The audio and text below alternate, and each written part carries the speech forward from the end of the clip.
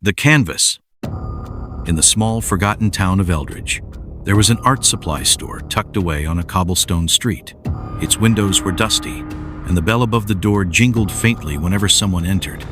Clara, a struggling artist, had heard rumors of a peculiar paint Set sold there one that could bring creations to life. Desperate for inspiration, she ventured inside. The shopkeeper, an old man with hollow eyes, handed her a small wooden box without a word. Inside were tubes of paint in colors she couldn't name, shades that seemed to shift when she looked away. The brushes, made of coarse, black bristles, felt warm to the touch. Clara paid in cash and left, ignoring the shopkeeper's final warning: paint only what you can bear to see. That night, Clara set up her easel in her dimly lit studio. She squeezed the paint onto her palette, and the colors seemed to glow faintly. As she began to paint, the brush moved almost on its own, gliding across the canvas with a mind of its own. She painted a foresta dark, twisted grove with gnarled trees and a faint, eerie light filtering through the branches. The more she painted, the more she felt a strange pull, as if the canvas were calling to her. When she finished, exhaustion overtook her, and she collapsed into bed. That's when the whispers began. At first, they were faint like the rustling of leaves in the wind, but as the night deepened, the whispers grew louder, more insistent. Clara sat up, her heart pounding.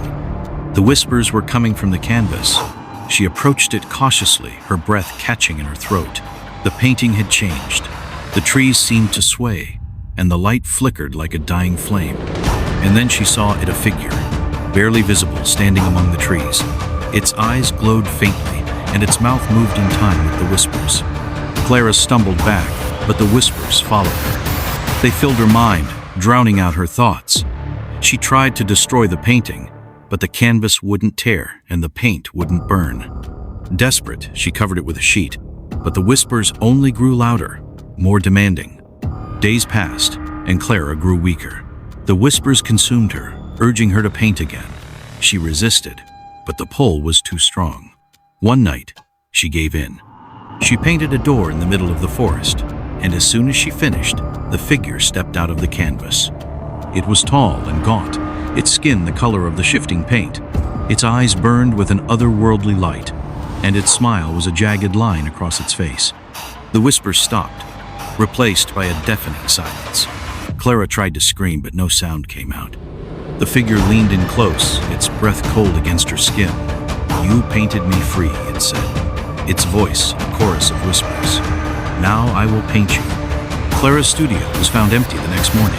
The canvas was blank, except for a single figura woman with wide, terrified eyes, her mouth frozen in a silent scream. And on the easel, a fresh tube of paint sat waiting, its color shifting faintly in the light. The shopkeeper smiled as he placed another wooden box on the shelf, ready for the next desperate artist.